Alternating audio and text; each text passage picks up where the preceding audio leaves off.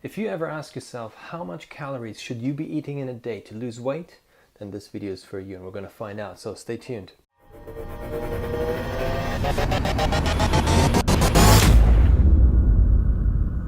Okay, welcome back. So my name is Marc. I'm a personal trainer and a fitness expert, and I get asked these questions all of the time. So how many calories should you be eating in order to lose weight? Now, generally speaking, the answer is really easy, and you're going to be like, oh my god, is that why I'm watching this video? But I'll promise you I'll help you on the way. So first of all, what do we need to look at? Well, it's in simplest terms, it is your calories in versus your calories out. You heard that, your caloric value. It needs to be, if you eat less, you're going to lose weight. If you eat more, you're going to gain weight. Now, there are many calculators out there on the internet which you can use, and I actually created one myself, and I'm going to talk about that a bit later in the video. But the thing is here, what you probably find is when you start Googling stuff like how many calories should I be eating, you always hear the term BMR.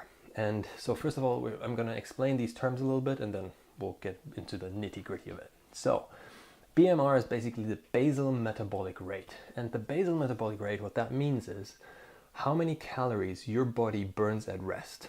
It's pretty simple. So what does your body need in order to stay alive is another way of saying it. So, you know, your organs and your respiratory system and breathing and all that, you know, it all needs energy in terms to function, your heart, your digestion and stuff. So that's something which most of the calculators you will look at will first figure out. They want to know how many calories does your body burn at rest.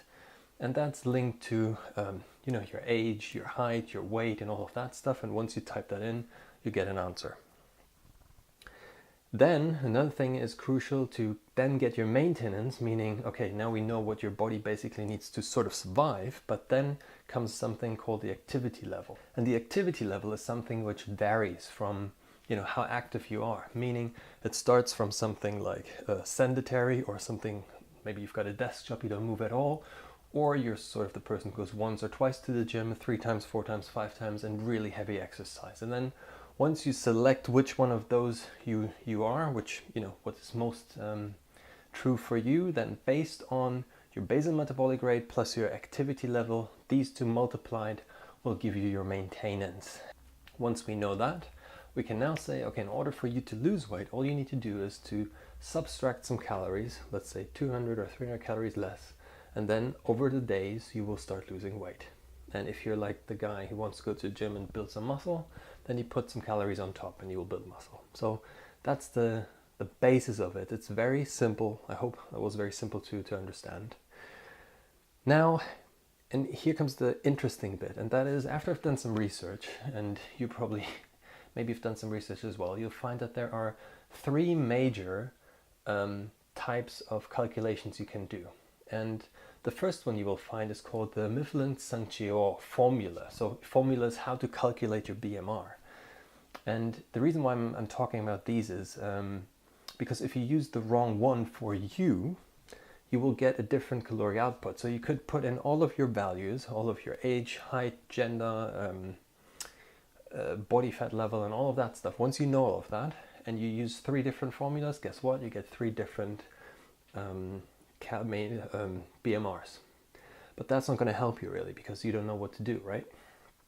So let's talk about them in more detail. So the first one is the Mifflin St-Jeor formula, and this is a formula which is the ADA, the American Dietetic Association, actually did a little research and found that that's the most accurate formula, or the one which is most commonly used in all of these calculations. Now, interestingly, this formula works and is most accurate if you're sort of already a lean person. So lean in terms of body fat. If you have a BMI below 25, I would say that's the right formula for you. Now, also interesting with that formula is it does divide between men and women. So, you know, the formula uses different strings or different formulas for men and women. Okay, let's move on to the second one. The second one is from Katch, McArdle. It's always named after the researchers, and, you know, excuse me if I didn't pronounce it right, but I think it's Katch, McArdle. And this formula is best if you know your body fat. percentage right now. So there are many ways of how to find out your body fat, and I'm going to make a video of how to measure your body fat, which I will link here somewhere. And then, you just click there and you find out your body fat. And also this formula is best for those who are obese, meaning who are, or let's say overweight, a BMI plus 25. Then this formula is best for you, but you need to know your body fat, and also you need to know it quite specifically, because if you use it just like you search on the internet and say, okay, that guy looks like me and it says that guy is 40% body fat, that's not really accurate. You would need to use something like a capillar, or you use a BMI, BIA, the body weight scale or something, to find out your body fat.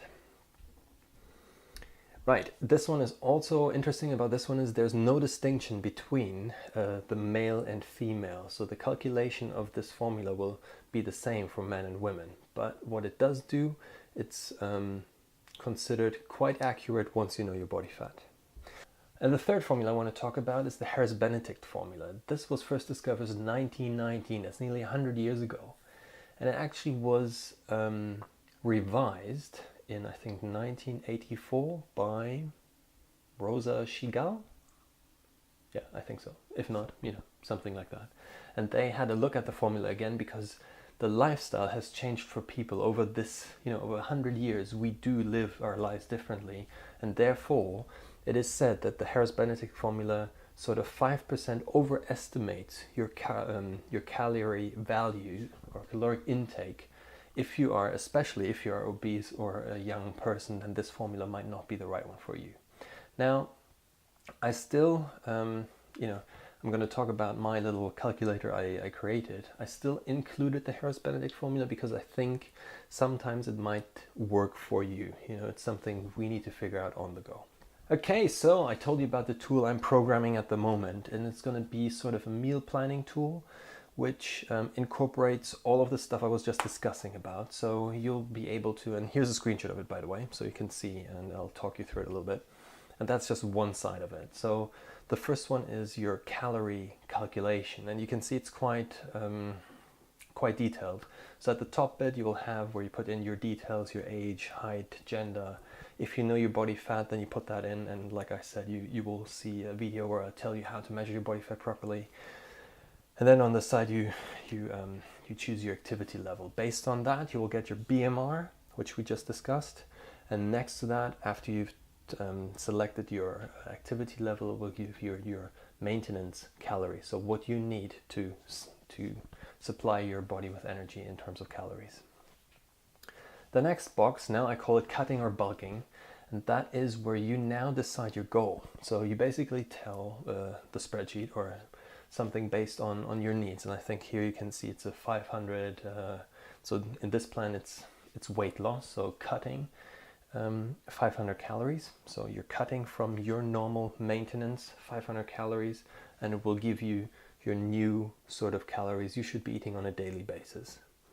Based on that, you'll get like a little future projection, which tells you how many weeks this will take to reach a certain body fat. And this only works in this spreadsheet if you know your body fat, and if you know what body fat you want to be, then you will get this prediction. So in point 4, you see now you can type in your macronutrient split. So you can choose your macronutrients like proteins, carbohydrates, fats, and so on. And that's based on the most common nutrition plans out there. You can choose between, I think it's the government guidelines in the UK, US, and the most common ones. Plus, if you want to do a low carb diet or a low fat diet, you can just select it on the side and it will automatically calculate it for you in the results you can see below. Or if you feel like, I want to have a bit more freedom and I want to choose my macronutrient split myself, you just go to the individual button, click that, and then you can type it on the side. You can type in the percentages. Just make sure it's always 100%, right? Yeah, at the bottom you'll see I also have for your pre-workout shake, I have a couple of recommendations of how many grams of certain supplements you should be taking, if you fancy that or not. It's just a little suggestion. And also I've got the sodium, which is salt intake. You can also vary that, because that depends on how much water you might hold later on. Yeah, that's all in all the first page and the first part of this calculator. Later on then, what I'm still programming is you will be able to based on all of that, create your meal plan. So you'll be able to choose what you're going to be eating based on these numbers. And as you know, or as I know, as you go along and you start losing weight, you will need to readjust and reconfigure this whole thing again, because as you lose weight, you will not need the same amount of calories. So let's say you start with 100 kilograms or 200 something pounds, and then in the next 4 weeks you lose 10 or 15, then the calories need to be adjusted. So that's why this calculator is brilliant, because you just type in your new weight and everything else, your whole meal plan, which is linked to it, will automatically calculate how many grams you now need to take from each other food you put in there. It's a bit different to, for example, MyFitnessPal. MyFitnessPal is more based on if it fits your macros, if you heard of that. It just means that you, as you go along, you type it in. But at the end of the day, that's going to be quite a hard topic. So I think it's better for you if you know what you should be eating at the beginning, and then you're going to be losing weight quite easy. So yeah, that's me, talking about my little product here, which you will then later on be able to buy. And yeah, I guess I hope you had some value from this video. And if you've got some questions, or you haven't, you want to know something in specific, just leave a comment in the comment box below. And don't forget to like this video as well. And I know this is worth producing. And I guess I'm gonna see you in the next video, and thank you for watching.